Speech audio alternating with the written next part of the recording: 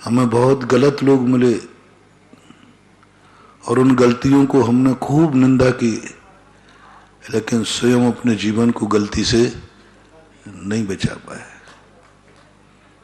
ये ऐसा प्रसंग है जिस प्रसंग में हर व्यक्ति कहीं ना कहीं से पकड़ में आ जाता है, कहीं ना कहीं से। कभी नहीं समझ पाते कि जितनी बुराइयां हम दूसरों में देख रहे हैं,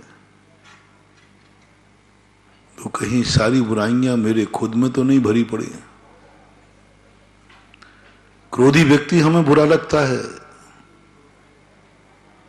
लेकिन हम क्रोध नहीं छोड़ पा रहे।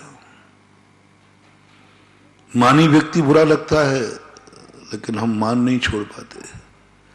हम जिसकी बुराई करते पाए जाते हैं, कल उसी मान में हम भी लिप्त पाए जाते हैं।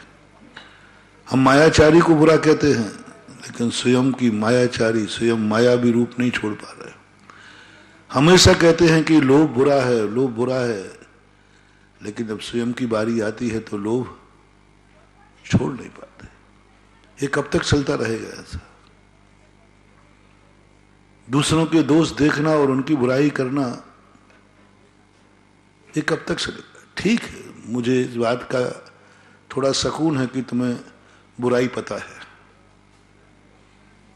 एक बात का सुकून है कि तुम बुराई को पहचानने लगे हो, बुराई को पहचानने लगे।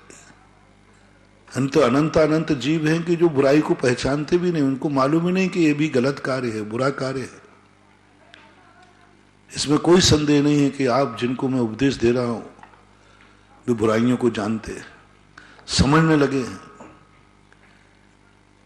लेकिन समझने से क्या होगा? स्वयं को तो बुराई से नहीं बचा पा रहे ना। समझने मात्र से क्या होगा? समझने मात्र से तो वो सिगरेट पीने वाला व्यक्ति सिगरेट पीता है, गुटखा चबाने वाला गुटखा चबाता है और समझ रहा है कि स्वास्थ्य के लिए हानिकारक है।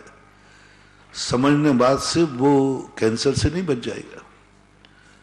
उससे पूछो कि भाई पाउच पे क्या लिखा है? बोले इस पे लिखा है तंबाकू चबाना स्वास्थ्य के लिए हानिकारक है। मुझे ज्ञान है, फिर भी ज्ञान होते होते उसको कैंसर हो गया। अब वो चिंता में पड़ा है कि मुझे ज्ञान था, फिर कैसे कैंसर हो गया? मुझे तो ज्ञान था, मुझे तो मालूम था, पर हो कैसे गया? तो पूज्यवर कुंद कुंद भगवान कहते हैं, ज्ञान मात्र से मुक्ति नहीं है, ज्ञान मात्र से मोक्ष नहीं है। जानता है व्यक्ति के इन बेड़ियों को तोड़े बिना मुझे मोक्ष नहीं मिलेगा, लेकिन जब तक बेड़ी टूटेगी नहीं तब तक मुक्ति होगी नहीं।